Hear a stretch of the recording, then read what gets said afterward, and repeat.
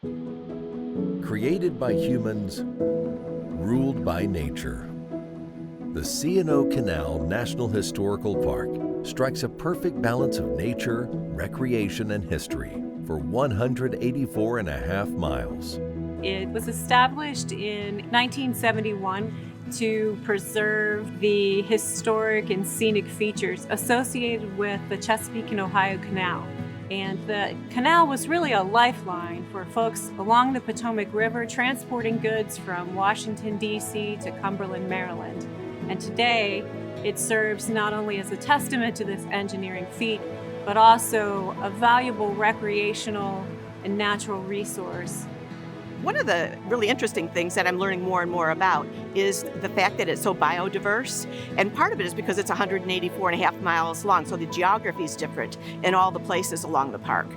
The ecosystem within this park is really important for a few reasons, and the main one is that it is continuous. We have uninterrupted, high-quality riparian or river corridor habitat. If you know the evolutionary history and geological history and the different biohistory here, it's really impressive just to know what was here, what's still here, and that some of the plants that are here in the park are found only here in the entire world. What makes the park so important and special to me is the combination of man-made or human-made history combined with the natural history of this park.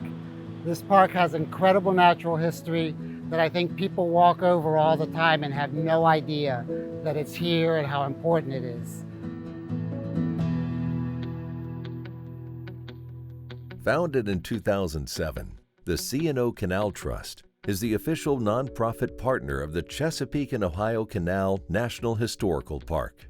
The C&O Canal Trust is a fantastic partner. They're one of our primary philanthropic partners, and they do all sorts of amazing things that the park doesn't have the capacity to do. The outreach and awareness and try to break down barriers to people who may not otherwise know about us or feel comfortable coming to visit us. They do Canal for All days, bringing in those new audiences. They do community days where they bring people together and help clean up the park, which is really desperately needed, but we just don't have the capacity to do that on our own. They have a fantastic program where they're revitalizing our lock houses and they're bringing people in for overnight experiences. That's just a fantastic interpretive opportunity, and again, something that we would not be able to do on our own. So they're a great partner. I feel really fortunate to be working with them. The mission of the C&O Canal Trust is basically to preserve and protect the park by being its nonprofit partner. Whether it's volunteering or donating money, we engage thousands of people. I can't say that there are very many times that I'm out in the park that I don't see somebody from the trust out in the park as well. It's amazing what the organization can do. What's been really important to us is watching how they connect the communities along the canal to the park itself. Every year we have hundreds of volunteers, sometimes more than 1,000, who volunteer here in the park trying to spruce it up and preserve it. And that includes things like painting structures, it includes pulling invasive plants, it may include cutting back vegetation, certainly includes picking up trash. But most importantly, what we do is programming in the park.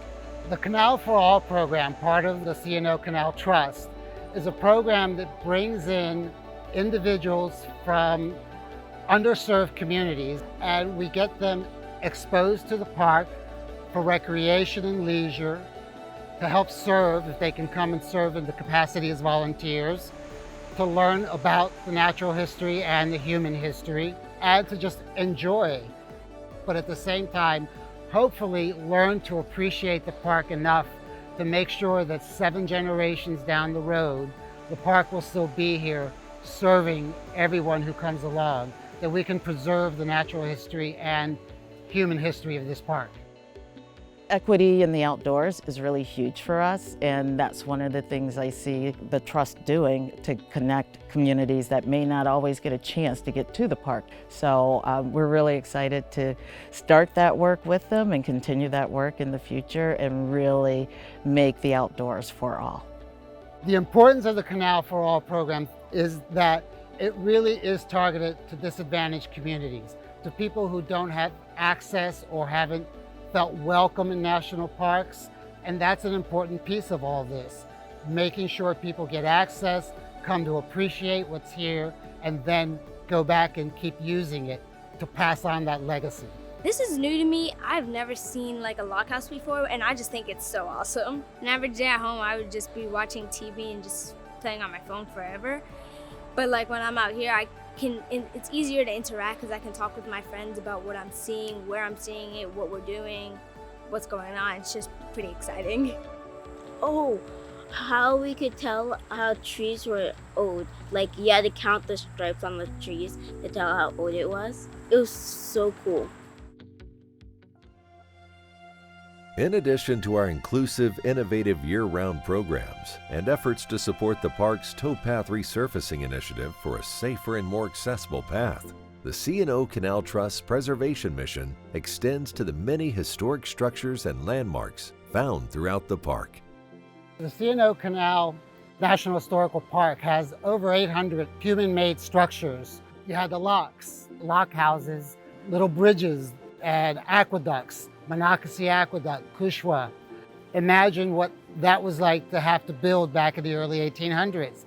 It's really important to preserve all of these structures because they tell the story of westward expansion, and we want to save that story for our current generation as well as future generations. And one of the programs that preserves structures is our Canal Quarters program, which has so far preserved 7 lock houses and allows people to stay overnight in them. And anybody who is interested in preservation knows the best way to preserve it is to use it. So there's a lot of human-made structures that lend themselves both to the historical aspects as well as today being able to use the park in its full capacity. So it's super important that we put our resources into parks, expose as many people as we can, make sure they have those memories with their friends, their family, a great respite from the workday, or whatever pressures they're facing in life, because then they're going to care more when these places are under threat. And so I think that's why our relationship as REI is really important with the C&O Canal Trust. It's a historic place. It's an iconic place full of natural beauty. It's one where I've used it for my own adventures as well as connecting other people to adventures in the park. And we've had the fortunate chance to work with C&O Canal Trust on a lot of stewardship projects here in the park.